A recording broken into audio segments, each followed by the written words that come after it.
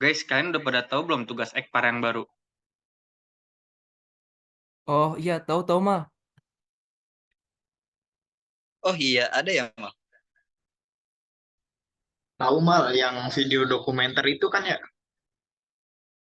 Tugas yang mana lagi dah? Gue belum cek grup nih soalnya. Itu yang buat film dokumenter, Chan. Ah, serius ada tugas lagi. Iya dah, akhir-akhir ini banyak banget tugas kayaknya ya. Iya, astagfirullah, ada tugas lagi ya? Seriusan ada tugas lagi? Gue belum cek grup soalnya. Cobaan cek grup dulu, grup Ekpar. Oke, bentar gue cek dulu.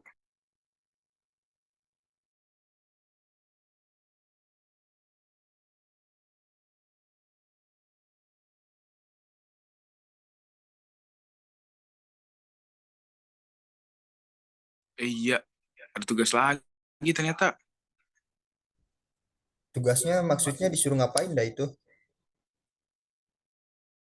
Kalau sepemahaman gue sih itu kayak kita disuruh buat film dokumenter gitu, tapi kita itu udah ada konsepnya gitu.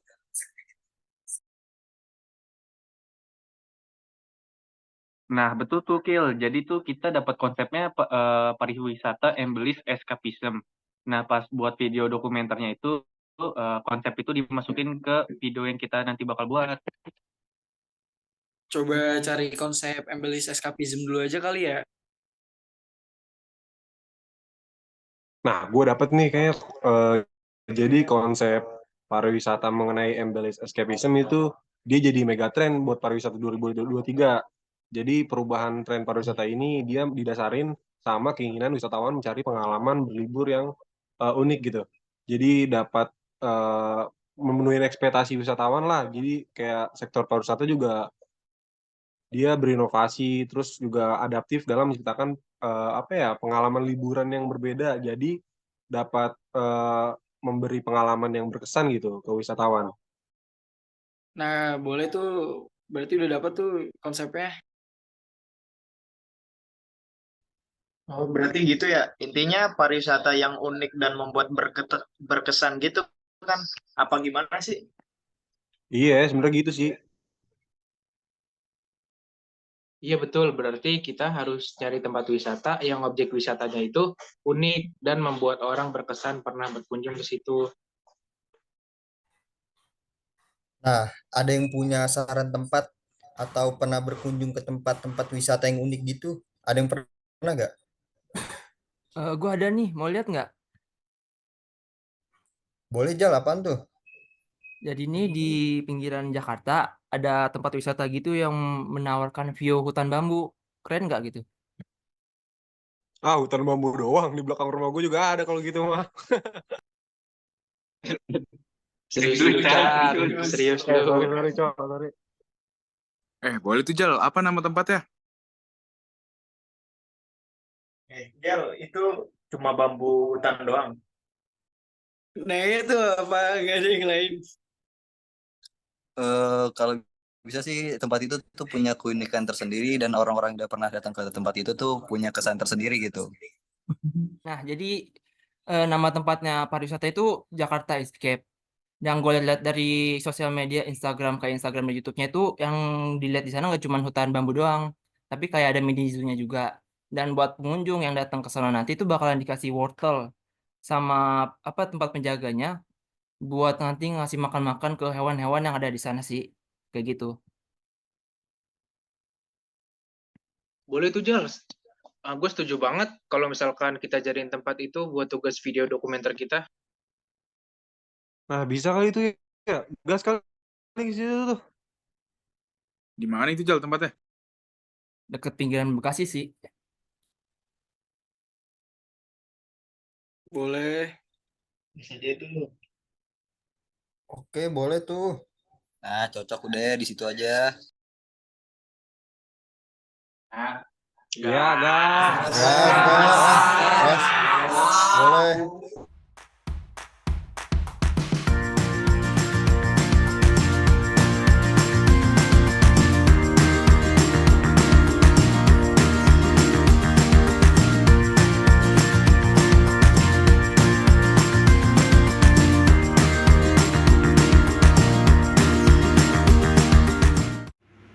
Assalamualaikum warahmatullahi wabarakatuh.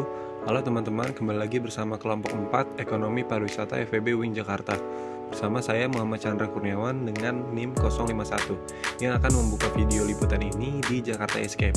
Konsep pariwisata yang akan kami bawakan pada kesempatan kali ini adalah Embellish Escapism, yang berarti keinginan wisatawan mencari pengalaman berlibur yang unik.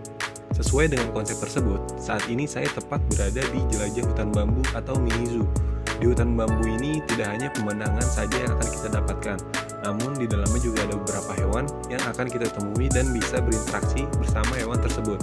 Sebelum masuk jelajah hutan, saya ingin sedikit menjelaskan apa saja destinasi yang kalian bisa kunjungi di sini, seperti kolam renang, mengendarai ATV sepeda listrik dan berkuda, area piknik dan villa untuk staycation, kuliner akhir pekan Sunday Market, dan workshop edukasi peduli lingkungan. Untuk lokasi eduwisata ini buka setiap hari mulai dari 8 pagi sampai 7 malam. Lokasinya berada di Jalan Mabes 2, nomor 5, Jatimurni, Kecamatan Pondok Melati, Kota Bekasi. Aksesnya dapat melalui Jalan Kampung Keramat dekat Padang Golf Cilangkap, Jakarta Timur. Untuk tiket masuk sendiri, berenang dan animal feeding dikenakan biaya sebesar Rp25.000. Dengan biaya tersebut, para pengunjung sudah mendapatkan tiket berenang dan wortel yang akan digunakan untuk memberi makan para hewan yang berada di area mini zoo.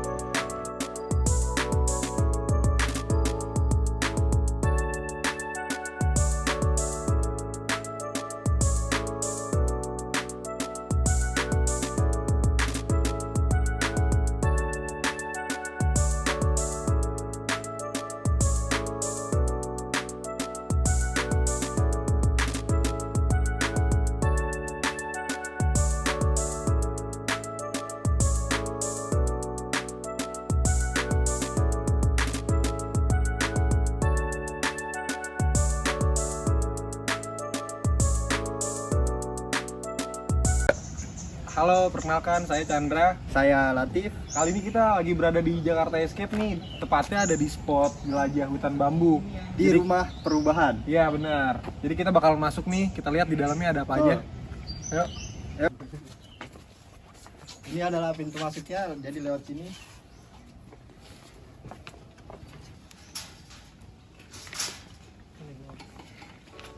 Oke teman-teman, sekarang kita ada di tempat wisata yang menawarkan sesuatu yang unik, yaitu menjadikan kambing sebagai objek wisatanya. Tapi ini beda ya jenis kambingnya, pygmy goat, yaitu kambing mini yang cerdas. Jadi ini berasal dari Cameroon dwarf goat, asalnya dari Cameroon Afrika teman-teman. Ini lumayan banyak kan kambingnya, kecil-kecil juga, beda sama kambing yang biasa.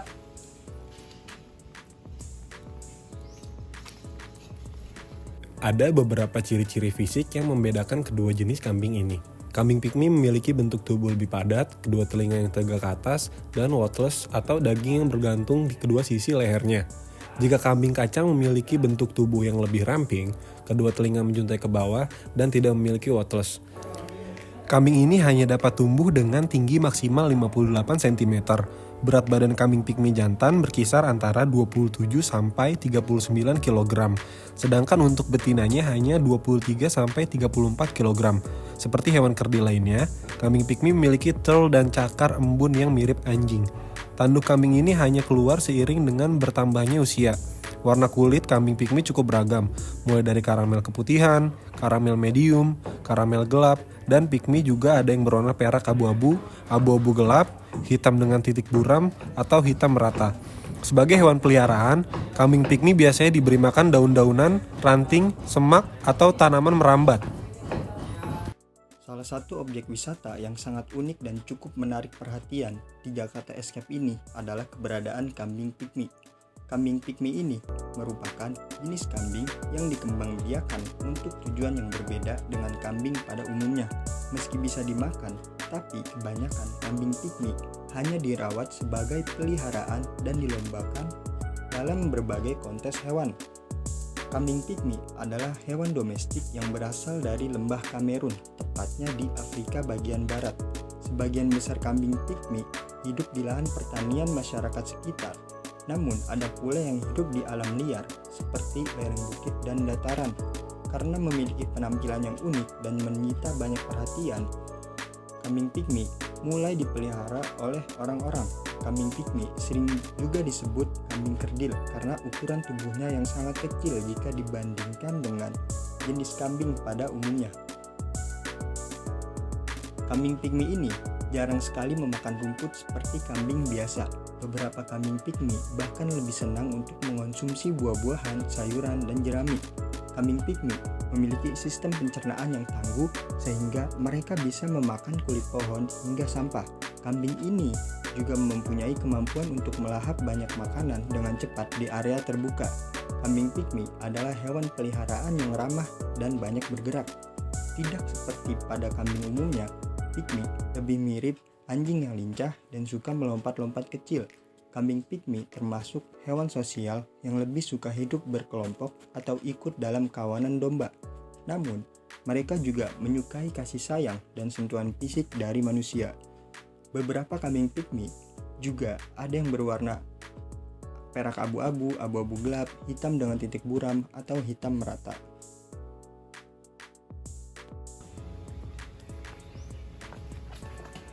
Baik, di sini ada kuda dari Sumbawa. Kuda jenis ini bisa dibilang kuda hias, bukan untuk kuda yang dipakai untuk delman atau kuda pacu. Bisa dilihat betapa lucunya kuda ini. Kuda Sumbawa adalah kuda poni yang dinamai berdasarkan pulau tempat mereka dibesarkan, yaitu Pulau Sumbawa di Indonesia. Jenis kuda ini sangat mirip dengan kuda Sumba atau sandalwood poni, ras yang juga dikembangkan di pulau-pulau Sumbawa, yang berasal dari persilangan kuda poni asli dengan kuda-kuda keturunan Arab.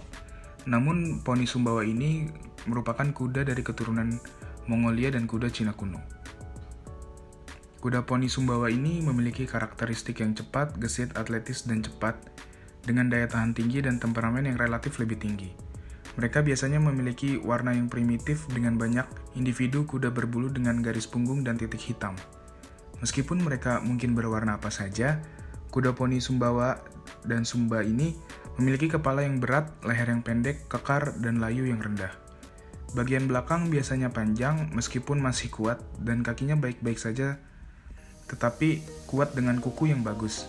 Kebanyakan kuda poni ini tidak melebihi tinggi dari 127 cm dan tinggi rata-rata kuda poni ini 122 cm.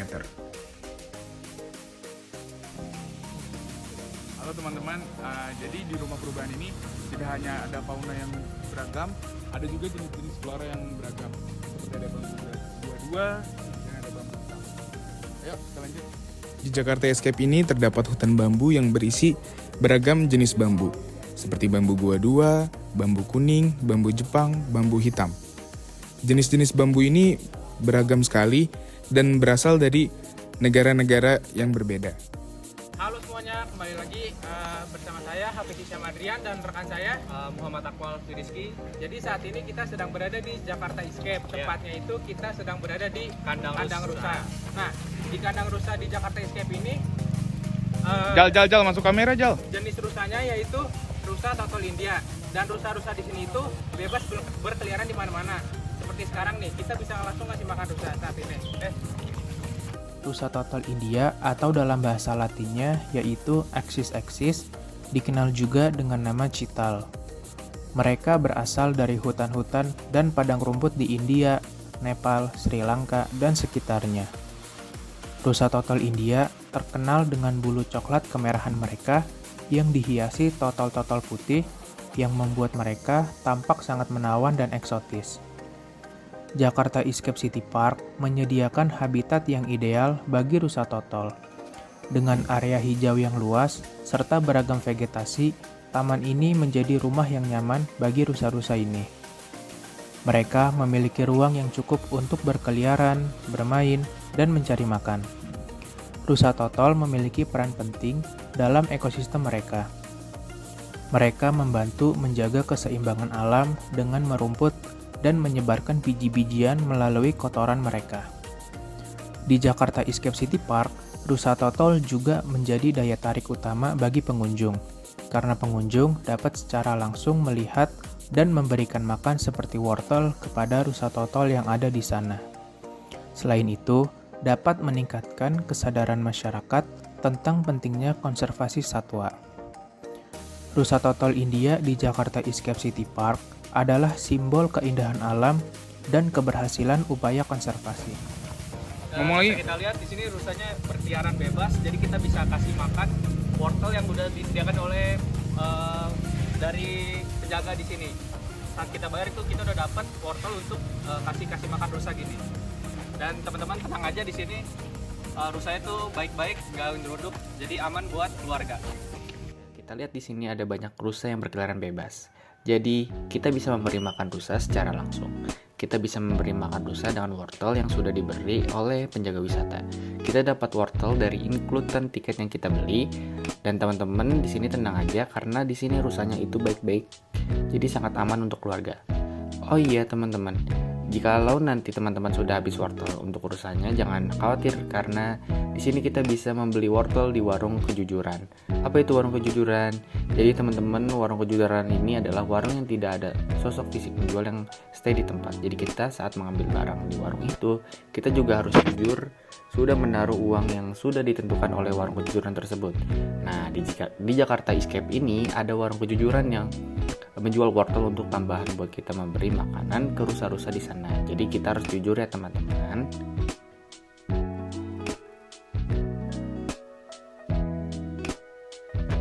Nah teman-teman, di Jakarta Escape ini juga ada loh ayam Brahma.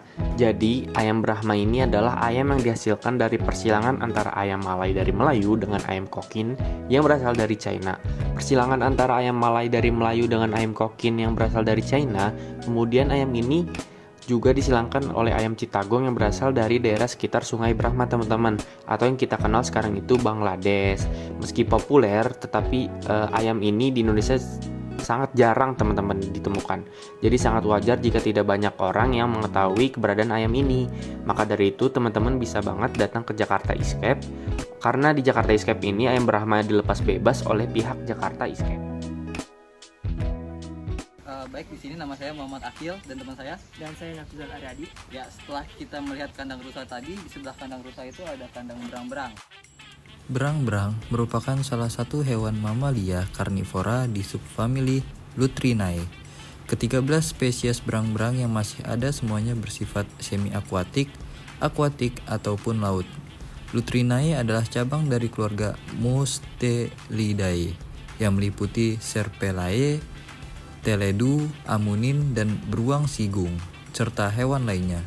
Berang-berang menunjukkan daur hidup yang bervariasi dengan masa kehamilan sekitar 60 sampai dengan 86 hari, dan keturunannya biasanya tinggal bersama keluarganya selama 1 tahun. Mereka dapat hidup hingga 16 tahun dengan makanan utama mereka terdiri dari ikan dan terkadang katak, burung ataupun kerang, tergantung spesiesnya. Berang-berang juga dibedakan dari tubuhnya yang panjang dan langsing, selaput kaki yang kuat untuk berenang, dan bulunya yang lebat yang membuat mereka tetap hangat dan ringan di dalam air. Berang-berang merupakan hewan yang suka bermain, melakukan aktivitas seperti meluncur ke air di perosotan alami dan bermain batu. Banyak yang mengira bahwa berang-berang merupakan hewan yang sama dengan hewan biwara. Padahal kedua jenis hewan tersebut memiliki beberapa perbedaan. Salah satunya, biwara merupakan hewan herbivora yang memakan daun, rumput, dan tanaman air. Sedangkan berang-berang merupakan hewan karnivora yang memakan kerang, ikan, dan kepiting. Berang-berang juga dapat ditemukan di semua benua kecuali benua Australia dan Antartika. Berang-berang juga memiliki peran penting dalam suatu ekosistem, yang mana kehadiran berang-berang merupakan suatu indikator bagi suatu lingkungan, di mana menandakan jika ada berang-berang tersebut, maka lingkungan. Dan bisa dilihat sini mungkin di sini ada berang-berangnya. Ini jumlah ada di ada 3 di sini. Nah, bisa kita lihat teman-teman, berang-berang di sini di Jakarta Escape jumlahnya yaitu ada 3. Berang-berang ini memiliki tubuh yang panjang dan ramping, serta anggota tubuh mereka yang relatif pendek. Ciri-ciri anatomi mereka yang paling mencolok yaitu kaki yang berselaput kuat, yang sering mereka gunakan untuk berenang. Dan kemampuan mereka yang lainnya, yaitu seperti menahan napas di bawah air, sama seperti anjing laut. Sebagian besar dari berang-berang memiliki cakar yang tajam di kaki mereka, kecuali berang-berang laut yang mempunyai ekor panjang dan berotot untuk membantu mereka saat berenang. Beberapa spesies berang-berang hidup di perairan dingin dan memiliki tingkat metabolisme yang tinggi. Hal ini guna untuk menjaga agar tubuh mereka tetap hangat. Bagi kebanyakan berang-berang, ikan merupakan makanan pokok mereka. Akan tetapi, berang-berang juga suka sekali memakan katak, udang karang, dan juga kepiting. Beberapa berang-berang ahli dalam membuka cangkang kerang. Mereka terkenal dengan kemampuannya yaitu untuk memecahkan kerang di atas perutnya. Berang-berang merupakan pemburu yang aktif. Mereka mengejar mangsa di dalam air atau mencari makanan di dasar-dasar sungai, danau, ataupun laut. Sebagian besar spesies dari berang-berang hidup di dekat air. Namun, berang-berang sungai biasanya masuk ke dalam air hanya untuk berburu ataupun bermimasi ataupun berpergian. Sebaliknya, berang-berang akan menghabiskan sisa waktunya yaitu di daratan, yaitu agar menjaga tubuh mereka tetap hangat dengan menjemur tubuh mereka di bawah sinar matahari. Berang-berang merupakan hewan yang memiliki fakta unik. Dan fakta unik lainnya yaitu mereka akan berpegangan tangan saat tidur. Jadi satwa berikutnya setelah satwa-satwa yang telah dijelaskan oleh rekan-rekan tadi, di Jakarta Escape ini sendiri ada domba Australia. Jadi domba ini ada sedikit perbedaan dengan domba lokal, yaitu dapat dilihat dari postur dan bulunya bahwa bulu domba-domba Australia ini lebih halus. Secara domba Australia ini juga pengekspor terbesar gitu dari di seluruh dunia untuk daging dan juga benang wol. Nah, domba Australia ini atau dikenal sebagai domba merino memiliki sejarah panjang dan fakta-fakta unik yang menjadikannya daya tarik tersendiri bagi para pengunjung. Awalnya domba merino pertama kali dibawa ke Australia pada akhir abad ke-18 oleh pemukim Eropa. Mereka memilih merino karena kualitas wolnya yang superior. Sejak itu, merino menjadi salah satu komoditas utama dari negara Australia.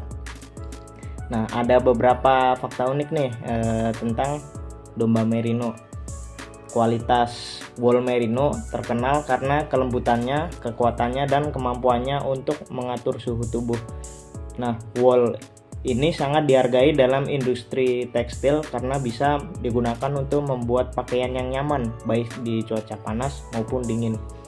Domba merino memiliki kemampuan untuk terus menumbuhkan bulu sepanjang tahun, yang berarti mereka harus dicukur secara rutin untuk menjaga kesehatan dan kenyamanannya.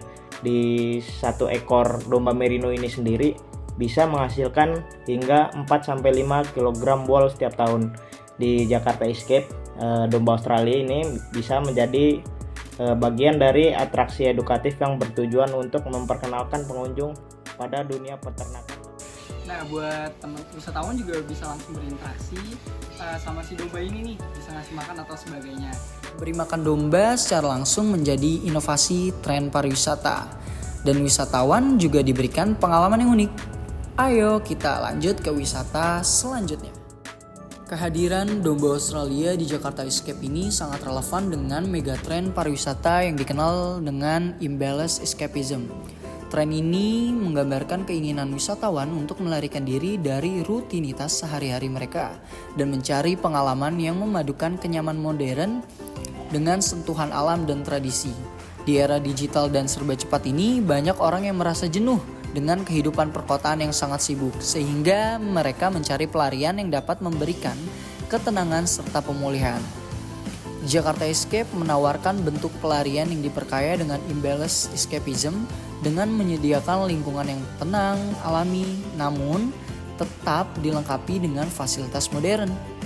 Interaksi dengan domba Australia merupakan bagian dari pengalaman ini, di mana para wisatawan bisa merasakan kehidupan seperti ada di desa tanpa harus meninggalkan kenyamanan di kota. Aktivitas berhubungan dengan alam dan hewan memungkinkan pengunjung untuk merasa lebih dekat dengan alam, memberikan rasa kebebasan dan relaksasi yang seringkali sulit ditemukan dalam kehidupan sehari-hari. Namun sayangnya, pada saat kami berkunjung ke Jakarta Escape, kami belum bisa berinteraksi dengan domba Australia secara langsung. dan wisatawan itu juga dapat memberikan kesan yang unik kepada para wisatawan. Nah, ayo ini kita lanjut ke wisata selanjutnya. Setelah tadi kita udah ngelihat satwa-satwa lain yang ada di sini, para wisatawan juga bisa nih bersantai dan menikmati suasana yang asri di Breezy Cafe yang ada di Jakarta Escape ini.